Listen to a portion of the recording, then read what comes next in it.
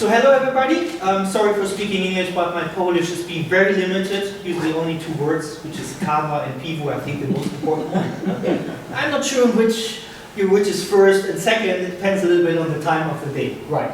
So my name is Stephan Leisse, I'm a principal sales engineer coming from Precisely, originally from Germany, so if you all speak in German, I can do it also in German, but I don't think so. And I'll be supporting the sales guys in EMEA, and of course, Poland is part of EMEA, so that means I'll be here. And I want to talk today a little bit about building a kind of an IBM security strategy. So, now, the question is, the guaranteed method to completely secure a system, what's the answer to that? That's easy. Switch it off. Well, we don't want to do that, we can't do that, because we still have users, administrators, a lot of people who want to work with the system. So we have to think a little bit about a strategy and the idea. And the idea is what we say, we have layers of security. So that means that we're required to protect IBM systems for a kind of a data breach. There's multiple layers, and each layer has a specific protection. Let's see what kind we have. So starting with the physical security. So that means controlling access to the computer itself, to the room, to the devices, to whatever is be related to that, including tapes. Obviously, I would guess that your IBM is not located outside in the parking lot, it's somewhere inside. So that's a good approach.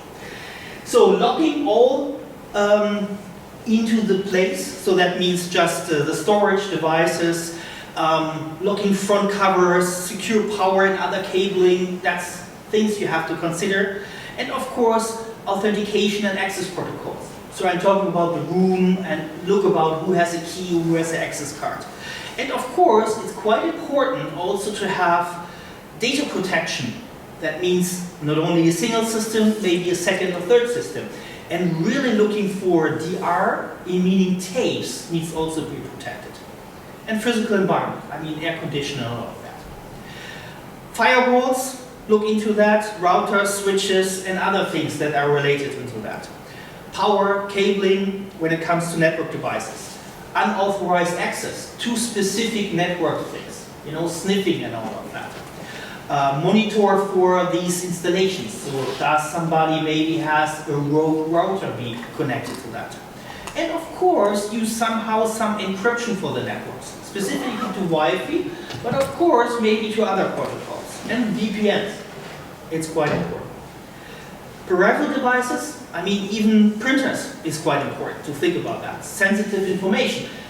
It doesn't make sense if you protect everything on IBM, you know, and then you print it out and everybody can read it. So the complete environment needs to be considerations. Of course, also voice over IP phones, maybe, because they're going through network systems as well. Employees, of course, needs to be instructed what they're allowed to do, trained, and of course, tell them don't put the password, for example, below your computer, under the keyboard. I'm coming to that point a little bit later. And of course, there's regulations you have to follow. Each of the regulations has some specifics. Some of them only include specific on the IBM operating system data and so on, but others are really related, including the hardware. So we're talking about like HA replication, Mimics is a great word for that. You need to have a second system and so on. All of that needs to be in considerations. So that's the physical access. We as a company cannot really do anything much about this, but definitely we can help with the other layers. Let's talk about that. So the next layer is network security. So that means implementing introduction for specific group and looking for network segments, specifically encrypt the network traffic. So firewall, of course, quite important. I assume that everybody has that, you know? Setting up the patches in the system, maybe looking for DM sets, but carefully look into that. And of course, considerations when you connect the IBM to the internet. I mean, some companies do say, no, that's not needed. Maybe I have an external system which gets the data, limited data, that is connected to the internet. And of course, IBM information itself stay current with PDFs. As you know, sometimes IBM says, there is a security related issue. It doesn't exactly say what the problem is, but please implement the PDF, right? It not be very clear on that. And of course, IBM I configuration, which is a wide area. So IBM I can do a lot of things for security, but the question is a little bit where to start, where's the limitation, and so on. Endpoint networks. So that means, of course, also the servers that are be connected to the system. Yes, could be the clients, but could be also systems where we're exchanging data with. If the IBM I is fully protected with everything, but you're exchanging data with some external company, and they have it wide open, well, then your data, what you're sending to that, is exposed. So consider that. Yeah? It's not only it's about everything around that. VPNs maybe can help desktop visualization, to further protect these assets. And of course, extended monitoring for the employees, for the mobile devices. Mobile devices, including notebooks, because they can also be taken away, and then you may have access to that from somebody who should not be authorized to it. And of course, IoT connections could be also there. Some small things, devices which are be in the network. So it's not limited to computer, it's be really everywhere. So for IBM I implications, consider remote users accessing IBM I resources. Just limit them to that, what they should only be seen. And what are the devices that they really be using for it? Is it maybe 50-50, or is it FTP, or maybe is it just be a kind of a GUI which by nature maybe have limited access to the IBM I itself? Internet and cloud, I mean, as I said, everything is spreading out, so the traffic over the public network must be encrypted. And also looking for specific web service protocol. Again, also, virtual private clouds maybe can protect your data. And of course, you have to be considering the vendors. Are they be trustful? Is that something you can really work with together? So, IBM I implementations, is the IBM in the cloud, or you have it on premises, different security rules apply, and encrypt sensitive data in motion. So that means data that is going out and coming in. And of course, consider web server and client applications. What kind of protocols are going? Now the question is, how can precisely help? We have multiple things and modules. We'll see that one of the latest slides. One is the Assure Security File Transfer. So this is giving you a valuable layer of automation around the transfer on DB2, smooth files, save files, any files what we can do. And we can just be encrypting them and using specific secure protocols. Even if you use standard FTP, we can encrypt the password. Because remember, for the technical people, if you're doing batch transfer with standard FTP, the password somehow is most likely in a source file be stored, not in an encrypted format. We do that. It's one small thing, but it's definitely helpful. And of course, using secured protocols.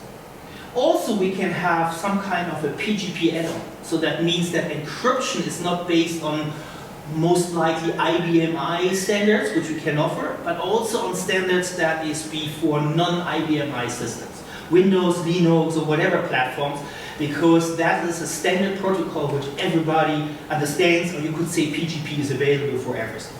That's possible. Let's have a look into the next thing. So we have the IBM I operating system security. So configure the security settings. Specifically object security. I mean, as I said in the beginning, the IBM I is really possible to secure. Object security is there from quite in the beginning. Level 30 as minimum. Remember 2010, it's not available anymore, but there was no of these things. So that needs to be used, but of course it's a problem because by historical reasons or by whatever the vendor is given, you cannot use that in some matter. And also keep in mind, object security is being switched off by user profiles that has all objects, virtually spoken.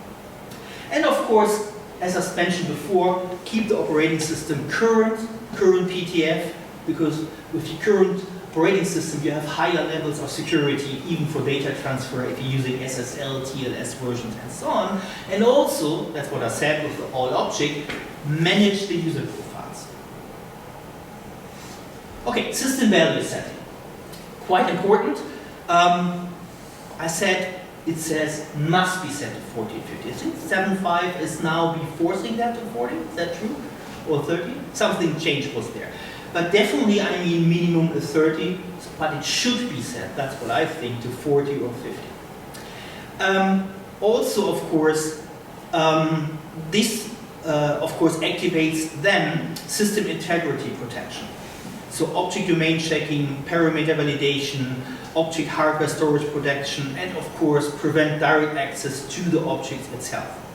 So also there is specific other system values who object restore, force conversion, and verify object restore, which also related to these. So they needs to be considered, and there's a kind of things where you look for how is the setting today. IBM server configuration. Of course, it's not about object security itself, which is on the server, but it's about connecting to that. And of course, you need to have connection to the system. So there's a lot of protocols which we used. I mean, FTP, Telnet, you probably need, of course, ODBC, GDBC, DRDR, maybe LPD or some other strange protocols that are being enabled by default or somebody enabled them, but you should be checking if they're really be used. And if yes, some protection needs to be applied for that. So again, look for that. What is open doors in the system, review that, we can help you, you will see the data on the slide, and then make a decision if you really need that. Or maybe on demand enable that and disable. It's quite easy, it's just a command, put that into the job scheduler, so some considerations should apply. User authority settings. So, SecRDM, all object, there's other special authorities with the user profile. Of course, the SecRDM and all objects are the most critical one. But again, even sub-restore is being important because this person can save everything, put it on a tape, maybe take the tape, buy an IBM at eBay and just restore everything. And he has authority on that system. So there are possibilities with these special authorities. And you have to look for that and see about the command line access as well. So which commands are being used, which have the authority. And of course, stop spreading the powerful profiles. So that means review who has all object. As I mentioned before, all object is switching off object security.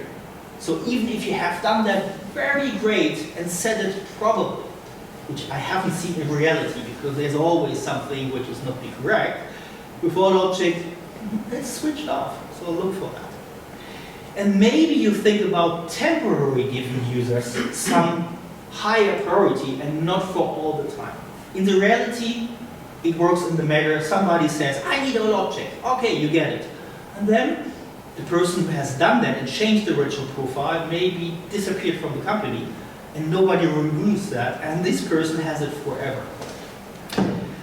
Third-party solutions can help to identify, to limit the access and maybe looking for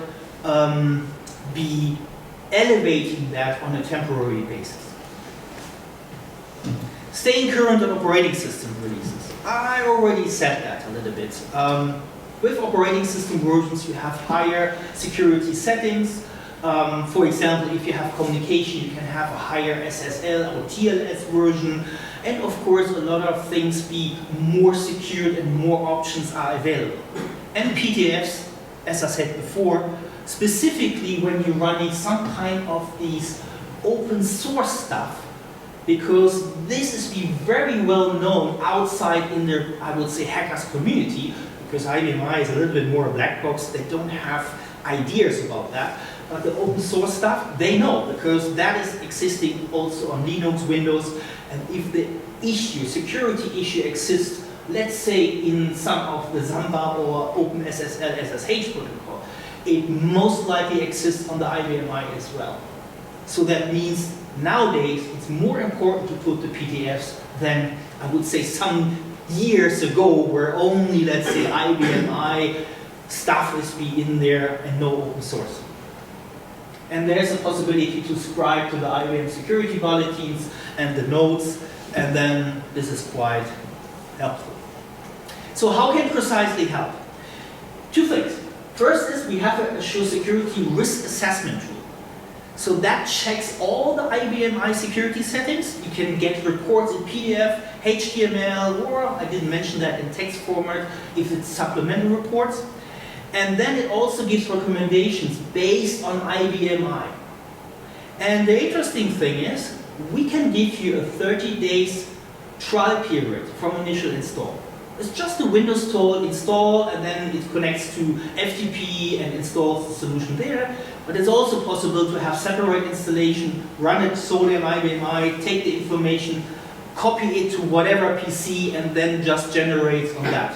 But then we have to deal with the license key. If you have a connection to the IBM I with FTP, it's included, it's automatically created. Is it a green screen application? It's a GUI application on Windows. Oh. But again, sometimes there is limitations about the connection. Then you only have green screen, and then you may want to run it separately. Just talk to me, I can send it to you, I can send you a link, and then you can install it. The other thing what we have is Azure Elevated Authority Manager. So this is a solution which is automatically elevated user authority as it needed on a limited basis, and then monitors the actions of the elevated profile. So it takes screenshots, job logs, and everything. That means there's no need to permanently give someone all object, for example, on QSecure. Okay, next one. System access security. So this is for keeping unauthorized users off the IBM I and looking about what the authorized users are be able to do. So really be strict and going into the detail. First of all, you have to look for the password management. Password is quite important. So weak passwords are an issue for the users if that is set to ABCD or 1, 2, 3, 4. So that needs to be hived. And IBM, of course, the operating system has a lot of settings with that. And regularly, of course, review the profiles and look for specific QPBW system settings, what you could do. Because if you want to have strong passwords, this is the way to do. And of course, you may already have a policy in place, which is not only for IBM I, but also for other systems. A little bit as a reference slide, I don't want to go through the details because we have just limited time up to 2, is about these settings, what you could do. But you get the slides afterwards and you can read that afterwards. But you can see IBM I has a lot of options how to strengthen the password, how to do that. However, with all this what is available, there's one thing. What is if the password gets stolen? Or if it's under the keyboard? Yeah, that's with complicated passwords. You may have to think about multi-factor authentication. So what is MFA? Well, MFA actually reduces the risk of weak passwords and complex passwords. Because if they are complex, they write it down. If they are weak, it can be guessed. But both of that can be stolen. So that means that there is maybe some kind of protection additionally to the password and the user profile. Specifically if you have these bring your own device and other things that you bring in, because you don't have specific control over these devices. And now the password is the only thing what you need to rely on. And as you know, MFA relies on to more than just be the password and user profile. So you can have a kind of a PIN additional user profile. You can something like possession factor, phone, smart card, token or something. Or you can even have a kind of a fingerprint device. So that means what you are on the notebook. So there's multiple things available in the market But of course, they need to be connected to the IBMI itself. Then network access control. So network access, yeah, that has a little bit history. Remember in the old days, 1990, there was just the twin-ax cable. And then you had the terminal. There's one button, on, off. Very simple. And all the problems started when the first PC comes in, because now there was a little bit more protocols. Nowadays, of course, there's so many protocols on the system, which sometimes you need to enable, where you need to have control over. And the image of that is, the point is, whenever you go through a protocol outside of the regular telnet access, so 50 to 50 and in the application, the object security apply. So if the user have maybe only access to specific things in the application to do, when they come in with FTP, let's say, then they may allow to do more than just within the application. And that's just an example. There are other protocols which are even more allowed than FTP. For example, limited capabilities, if the user profile is set, then that doesn't apply outside of FTP. There's other protocols where you can do and run commands. So that's what I'm saying. If you have, or to prevent unauthorized access through all these protocols, that is where you're looking for. There's a possibility of user access that can be brought into the game. And then, of course, these exit programs, of course, are a little bit difficult to write and maintain. So that means having a solution which already have that built in and it's tested and it's been proven to work, maybe is a good idea. Command control. So this is across all platforms. I mean, installing some kind of a solution where CL commands are being protected. So that means that whenever somebody is running a command, even if he is authorized to use that, looking for the limitation in what kind of environment, maybe from the device or maybe from the specific date and time, he is allowed to use.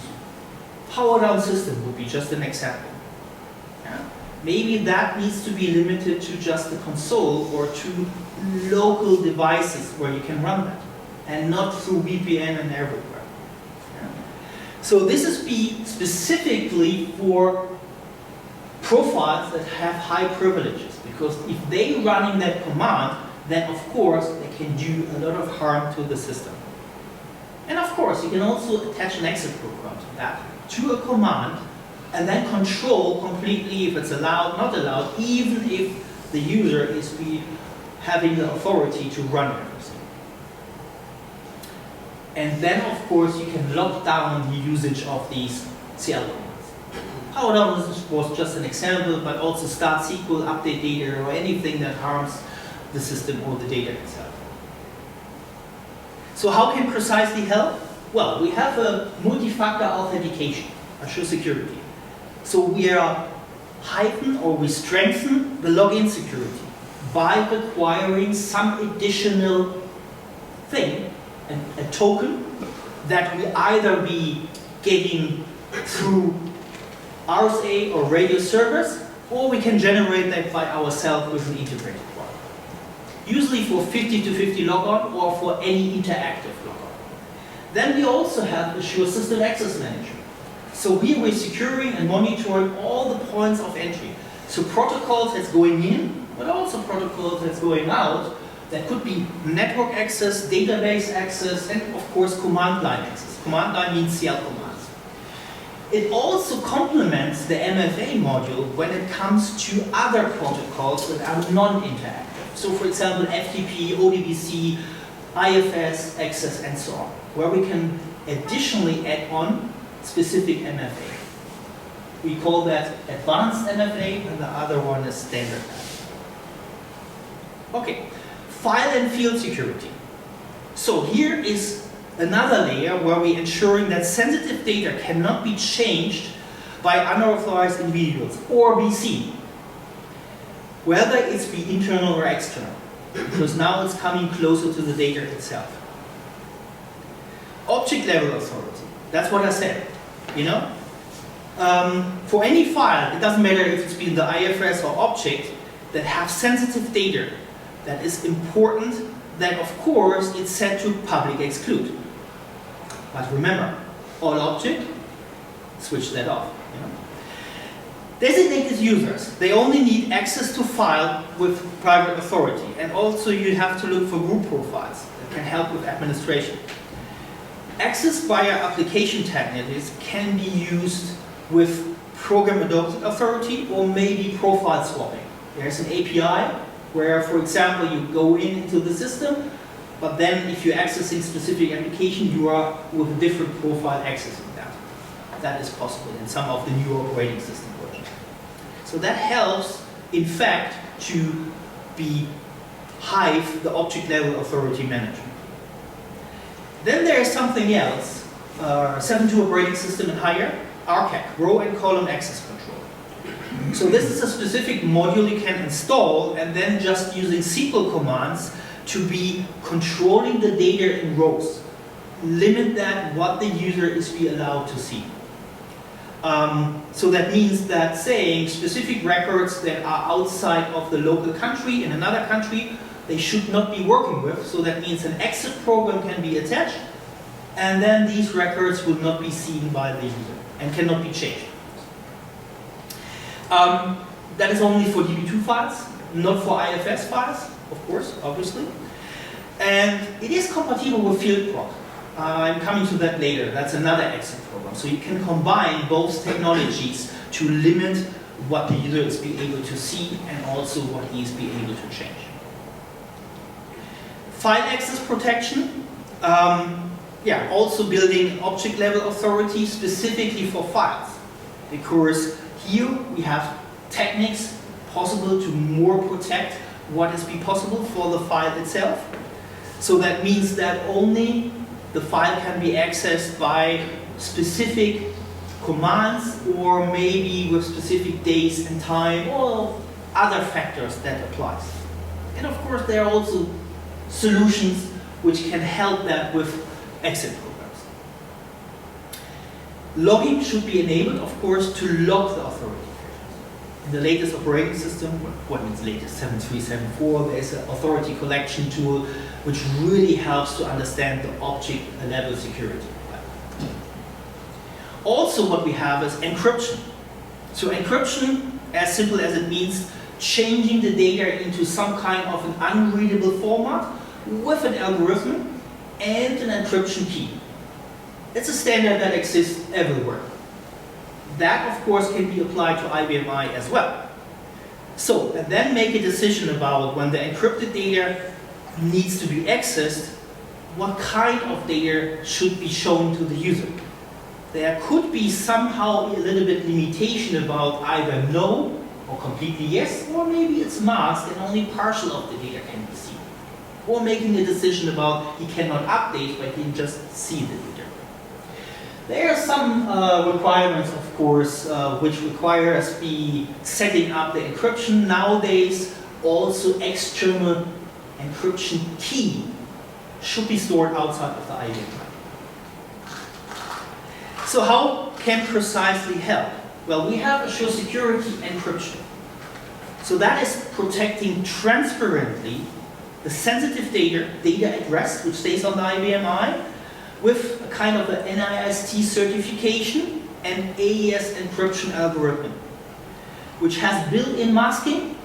So for example, you have a DB2 file with a credit card, and only the last 4 digits are be shown.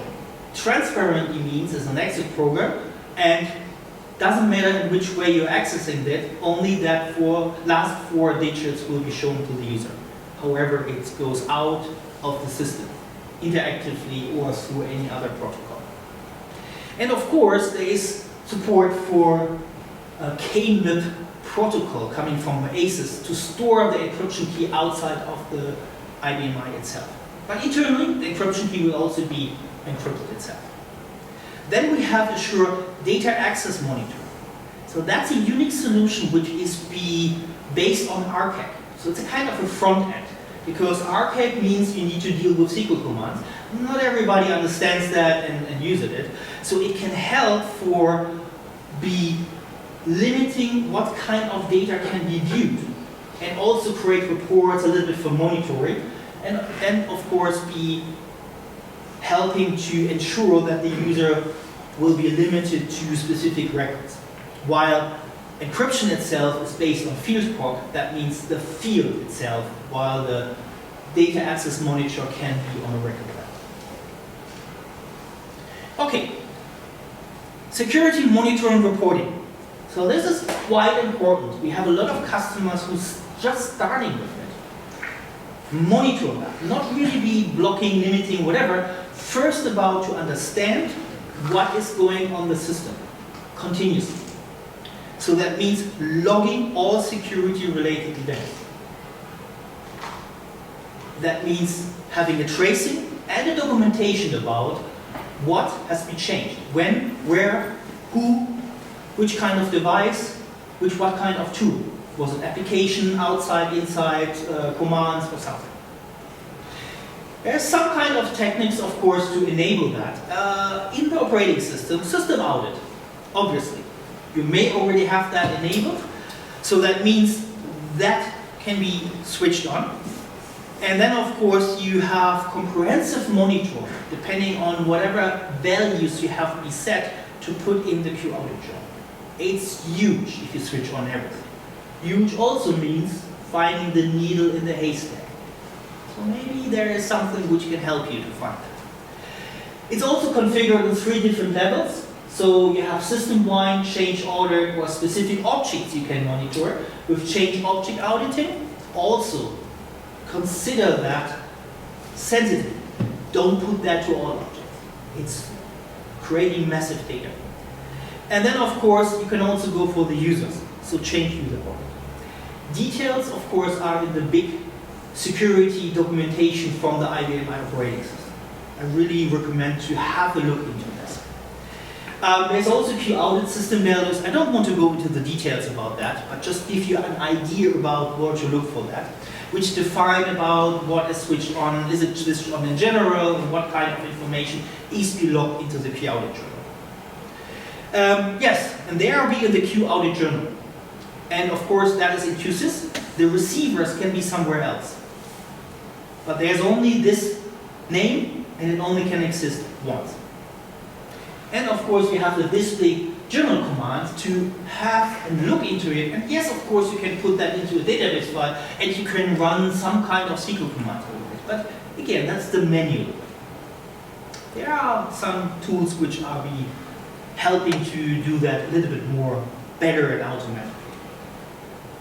Next one is file journaling. So file journaling means it's about DB2 files, but not only. You also have that for data queues, which also you can find out a little bit of the information, but specifically for IFS. But DB2 is the main part because here you see all the record changes. You can enable also the before image and the after image. You see the value, what was before, and when is the change after that. It's written every time somebody is changing that, not when somebody is reading the record. Remember, we have that with Arca, where we have the possibility to have the read of that. It's only the changes. And of course it should be combined with the Q audit journal. Some things can be seen in the Q audit journal if the file is be accessed itself, but not the content of that. You need to journal it specifically. And of course, also the authority needs to be set correctly. I mean, public exclude for files and stream files containing that sensitive data, obviously. Interesting is, and you may already know, that this is also used for HADR like Minix. Also, we journal that and read out the changed information, but also for commitment control. Okay, monitoring the database reads activity. I mean, this is really sensitive data where you're looking into. So it doesn't make sense to monitor all. You look for specific files and maybe only specific fields. What is happening to them? There's also tools which can help you to, looking into what did the user with sensitive data? Yeah, what was changed? What about the credit limit that has been hived 10% higher. Who has done that? And maybe you want to be informed if that has to be done. Getting a kind of an email immediately, yeah, because it's very sensitive. Wage and salary database access, there's a lot of examples of that. So there are tools outside which can be more granular, just instead of a display journal and then have in the physical file to help you. So for example, there is possibilities to analyze, to create nice reports and generate alerts. So meaning that after you have created the report, then you have all the information which is being seen in the report itself about the database. And of course, sometimes the entries are a little bit in cryptic format. So that means even in database files, you may want to know what kind of field, what is really the name of that has been changed. Sometimes it's only going from A to B, but what does it mean, B or A? So that means some translation should be in there. Yeah? If some user changed the value to B. And of course, to retrieve that and really be to putting that in is quite difficult. So we can help you with that. Also, the data needs to be saved for compliance. So that means save that, put into a safe location, and then looking for that afterwards, going into the history and also maybe create a report. I have a few slides, but we start a little bit later, so hopefully we can go on. Also, it's quite important to maybe forward that to a SIEM solution. So maybe you already have that in place, and then send that to an enterprise view. So taking the information, of course, we put that into the right way and the right protocol, and then send it to external systems like Splunk, Curator, Arcpoint, whatever it's called. Could be SIEM, ITOR. It depends on what kind of data you're looking for. And then you have a big view of the enterprise view about IBM and of course all other systems which are being feeded from the Z. So how can precisely help? Well, we have the Assure monitoring reporting, which easily extracts the insight from IBM I system, database journal, but also from history and message queues, and then of course can point to specific changes and create alerts, send the things out. And of course have nice reports in different formats. We also have a SIEM add-on, which we can just convert the data to leave, sieve, syslog, and other protocols, whatever the SIEM is, and then running that in real time over the system and send that out. So that means that layers of security is really designated to catch anything that manage to break through another. So that means you have to build multiple layers to protect the most important thing, which is the data in the middle.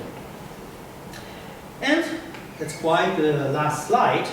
Assure Security, which has multiple modules, each of the module can be licensed separately. And on the top you see Assure Security Risk Assessment, free 30 days. That is complementing the layers itself.